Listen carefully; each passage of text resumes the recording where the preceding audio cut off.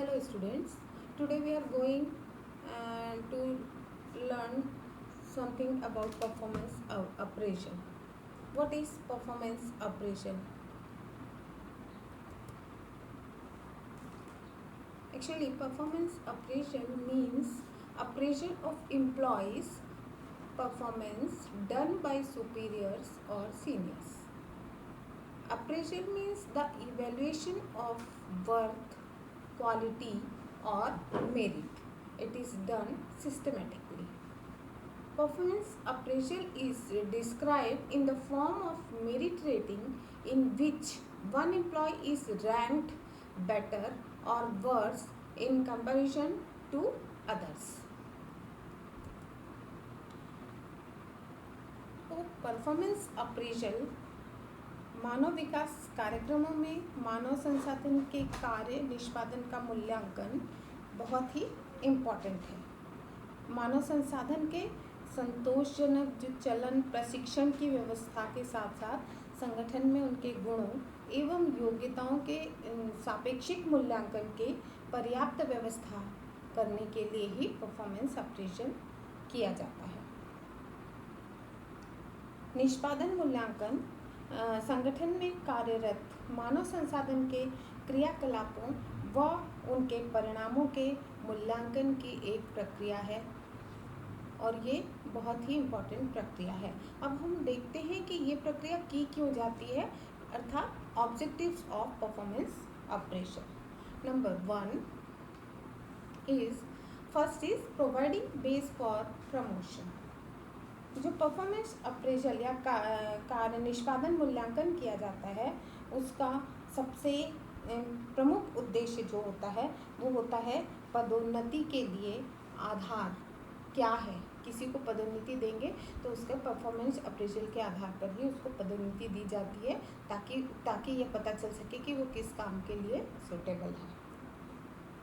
Second, enhancing employees effectiveness. कर्मचारियों की प्रभावशीलता में वृद्धि होती है।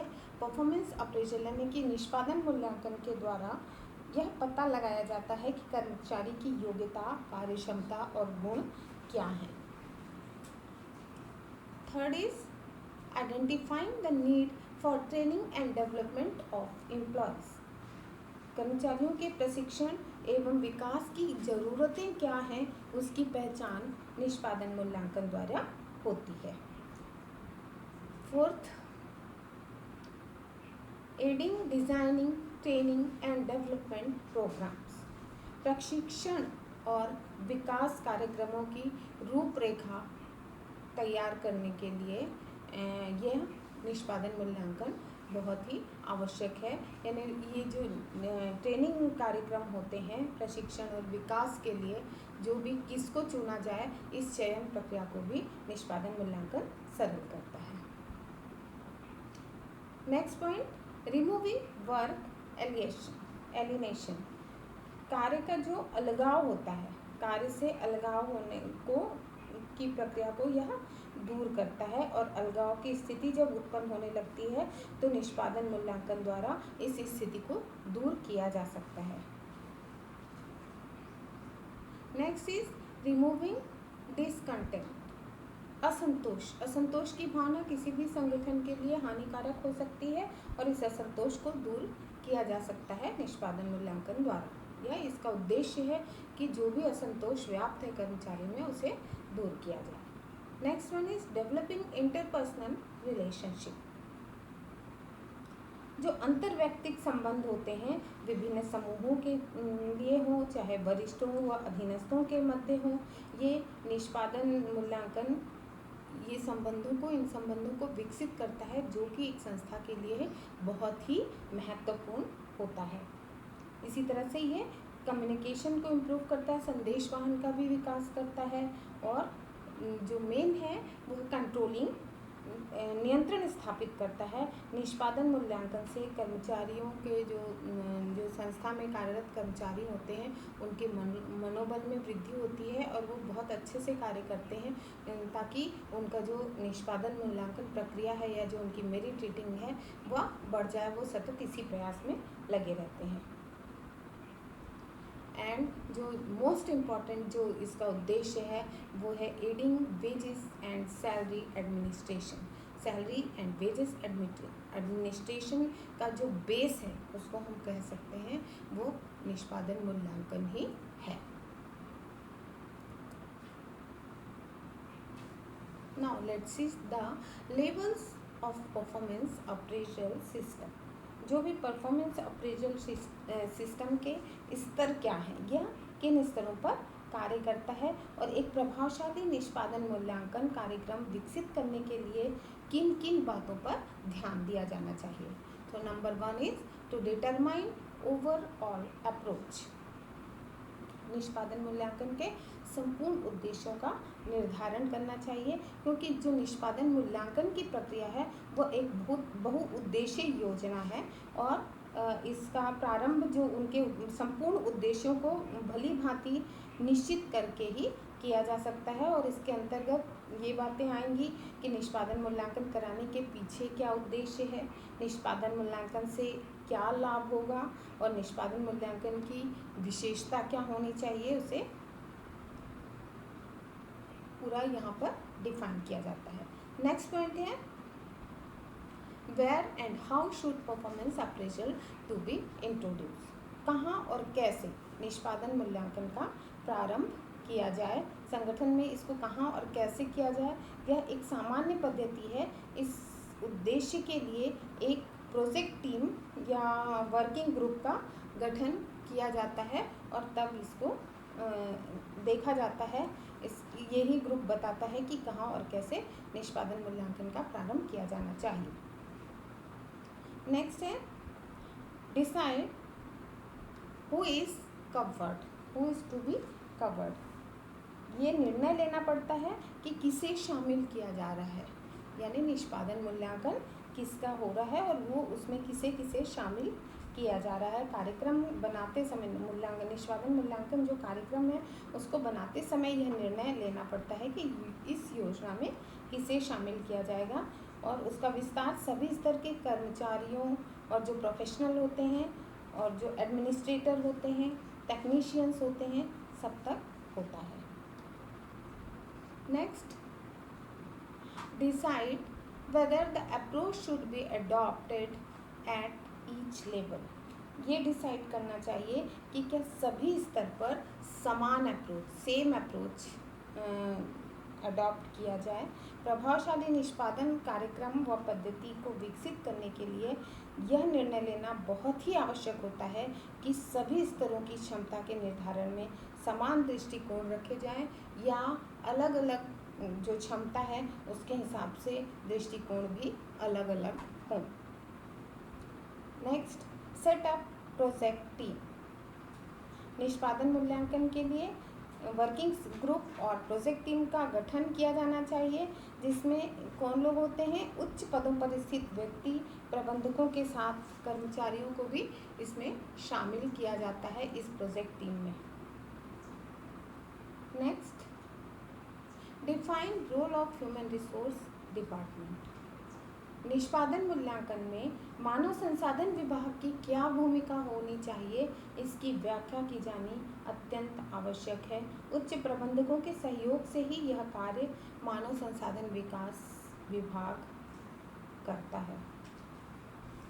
Next decide whether to use outside consultants.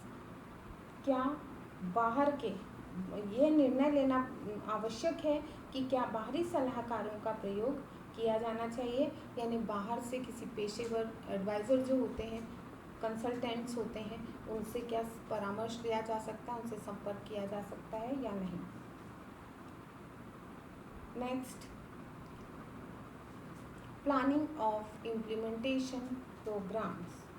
जो भी प्रोग्राम्स प्लानिंग करना, उसका इम्प्लीमेंटेशन ऑफ प्रोग्राम्स मतलब इसमें किन किन बातों को शामिल किया जा सकता है। संगठन के विभिन्न हिस्सों में निष्पादन मूल्यांकन को जारी रखने की तिथि क्या होगी, मूल्यांकन निष्पादन की प्रक्रिया कैसी हो और प्रशिक्षण कार्यक्रम किसे दिया जाए, ये सब बातें इसके अंतर्गत आती हैं।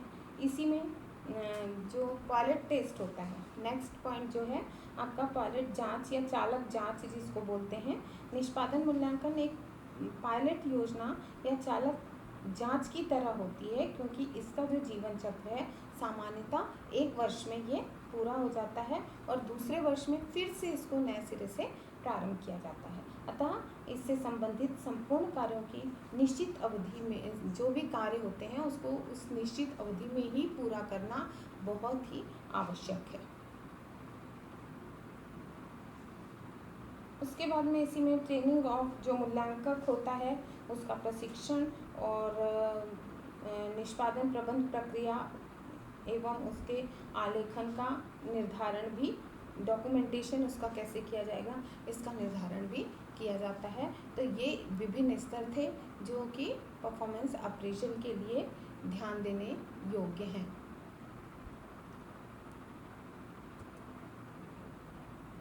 अब हम देखते हैं कि प्रोसेस ऑफ परफॉर्मेंस अप्रेजल, निष्पादन मूल्यांकन की प्रक्रिया।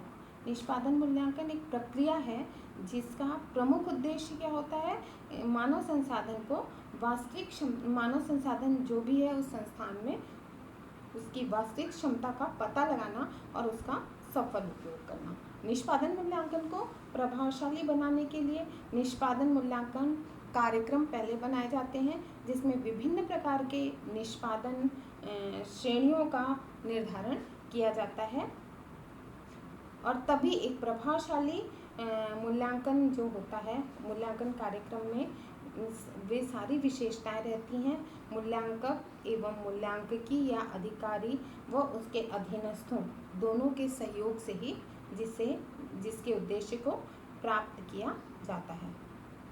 तो जो निष्पादन मूल्यांकन प्रक्रिया है वो विभिन्न चरणों में पूरी होती है, जिसमें से पहला चरण है इस्टेब्लिश स्टैंडर्ड्स ऑफ परफॉर्मेंस।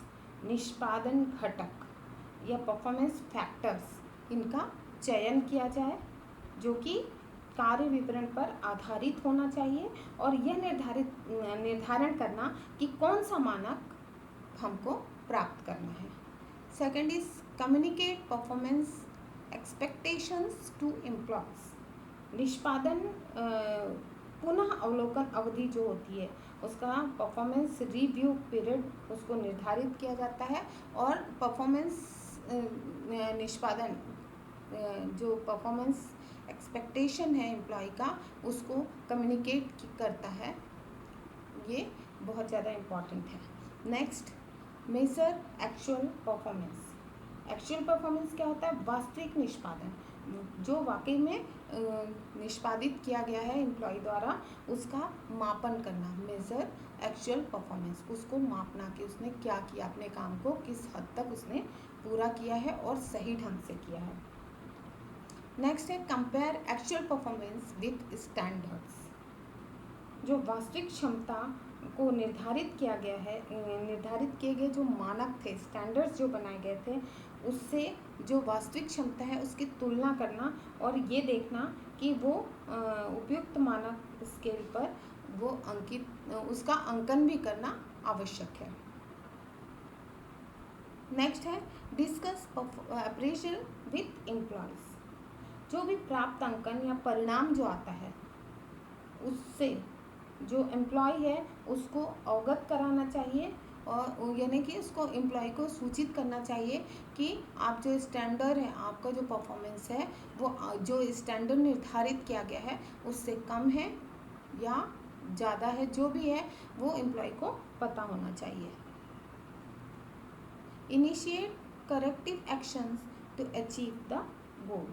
जो निष्पादन मूल्यांकन के जो परिणाम का उपयोग किसमें करते हैं, जो निर्धारित गोल्स एंड ऑब्जेक्टिव्स हैं उसको प्राप्त करने के लिए इन परिणामों का उपयोग किया जाता है। अर्थात परफॉर्मेंस अप्रेजल या निष्पादन मूल्यांकन के आधार पर ही सूटेबल एम्प्लॉय को या जो बहुत अच्छा काम करते हैं उनको किस एरिया में रखा जाए ये सारी बातें डिसाइड की जाती हैं। उनको कैसे प्रशिक्षण दिया जाए, उनका विकास और ज़्यादा ऐसा क्या किया जाए कि उनके जो निष्पादन मूल्यांकन है वो और ज़्यादा प्रभावी हो सके और ज़्यादा अच्छा हो सके। तो ये था निष्पादन मूल्यांकन की प्रक्रिया और उसके विभिन्न चरण।